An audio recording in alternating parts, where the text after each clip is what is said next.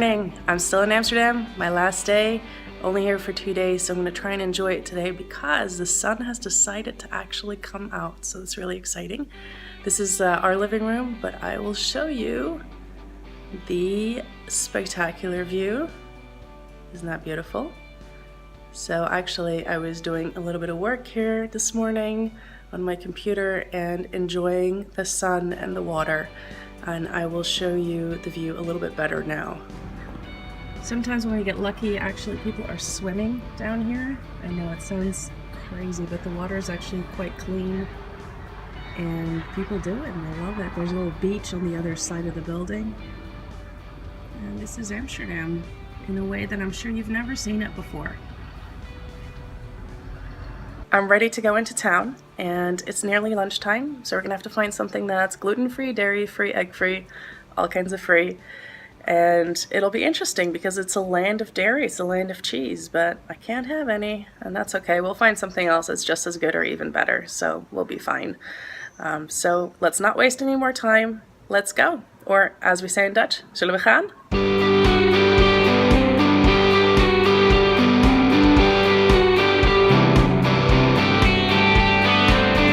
So behind me is Central Station, and I'm in front of the best French fry place that I think I've ever had in Holland, you know, Dutch fries. And my mom disagrees though, but I think they're the best Flemish frites.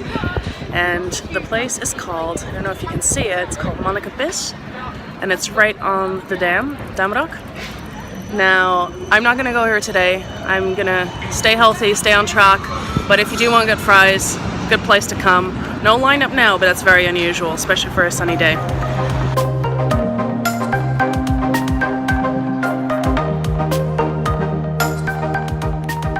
Alright, I got my chopsticks. You gotta check this out. It is gorgeous. It's really interesting. So this is avocado natto with brown rice, and I'm gonna give it a try.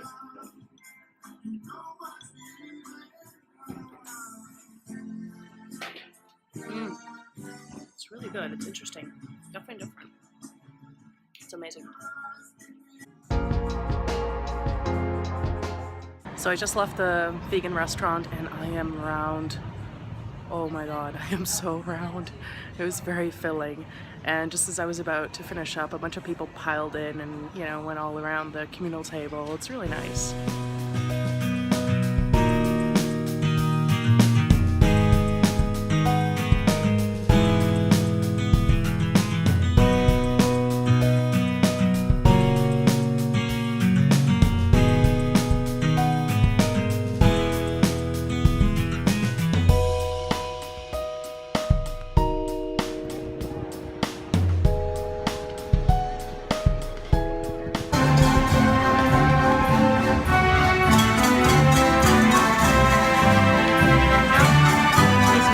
This so reminds me of my childhood. It's amazing. In my hometown we had one of these.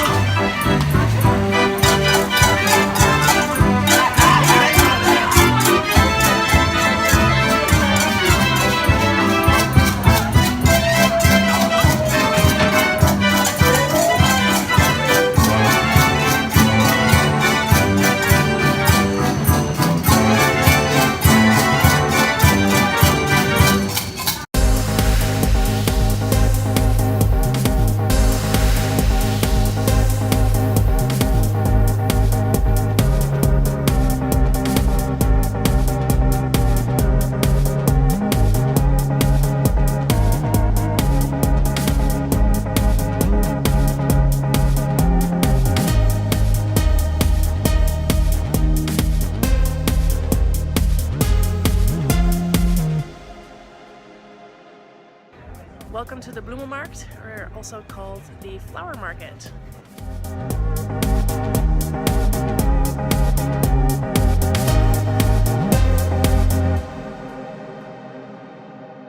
I wonder what's the difference between export quality tulip bulbs. So are those like the expats of tulips?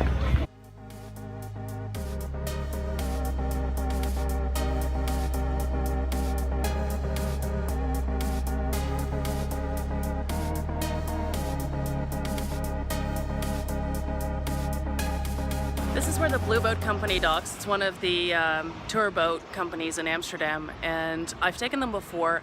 I think they're one of the best ones to use. Their boats are a bit narrower than the other ones, and so they can go into the canals that the other tour boats can't go into. And if you want to know where it docks, it's right by Holland Casino. So that's a really good point of reference. Here's the other reason I really like the Blue Boat Company. It's because their boats have an open back, so you can actually sit outside, which is great for taking pictures of the city. The majority of the other tour companies, their boats are not open in the back, and with this kind of weather, that's pretty awesome. I'm actually quite sad that I can't take one today. It's just not enough time, and I've done it probably about 3 or 4 times before, so it's not really worth it for me.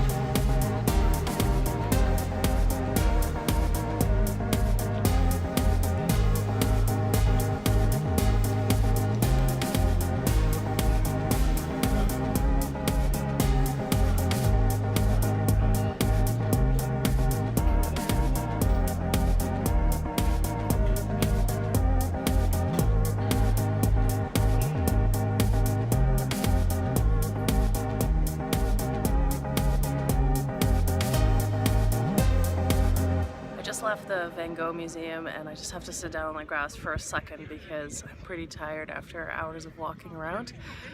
The most interesting thing about the museum, aside from sadly you're not actually allowed to take any photography or filming in there, aside from like 1 or 2 designated areas which don't have any of his art, they just have art productions. So it was very interesting, and the best part of it actually was that there's this one painting that he painted by the sea. And they know for a fact that he was by the sea when he made it, because when you take a little piece of that painting and you put it under a microscope, yay science, you see little grains of sand stuck in the paint. So actual beach sand blew onto the painting and got stuck there in the paint. So it's really cool. You can still like see the little grains when you look at it under the microscope. So I thought that was probably the best part of it.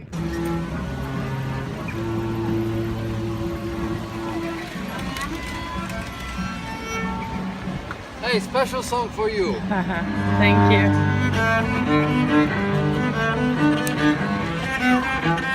That is beautiful.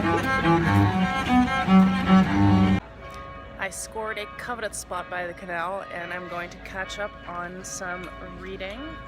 I don't have my computer with me, which I always do, so it's a bit boring to sit around. So I bought myself a Dutch magazine, Happiness, and I'm gonna have a drink and catch up and try to rest my feet a little bit, because after a day of walking, I'm pretty tired. It's about 6:30 in the evening and the day is coming to an end. I've done a lot of walking around one of my favorite cities in Europe and my home country. It's been fun being a tourist in my own country in a way, and just having the day to myself to walk around and enjoy it. The sun has been definitely helping. It's been amazing weather. And I wanted to tell you something that came to mind earlier, and I don't think a lot of you would know this, but do you know why some canal homes are differently sized, so they're different widths? There are some really wide canal homes and there's some very, very narrow ones. And if you look behind me, you might be able to spot some differences in width, although this is not perhaps the best example for very dramatic differences, but you should be able to spot a few. In any case, back in the day, people had to pay property tax based on the width of the canal home. So if you had a really narrow canal home, but it was very deep, it was still very large, but you paid very little tax because it was all about how wide the front of your house was. And if you had a lot of money and you like to show it off, you just have a very wide canal home, and it could be deep or not deep, it didn't really matter. So it was never determined by square footage, but by about the length of space that you would take up on the road, so the actual front of the house. So I thought that'd be a fun fact, and something that you might enjoy knowing about Amsterdam. And that's why you see a lot of really narrow houses, because it's just basically people being really smart and being frugal, perhaps being a bit Dutch about it, and saying, hey, I don't want to pay all this money, so I'm going to make a really deep house, and it's going to be very narrow, so I don't have to pay that many taxes. Now, of course, nowadays, this is not how it works, but this is back in a day, you know, a couple hundred years ago, that's how city taxes were determined.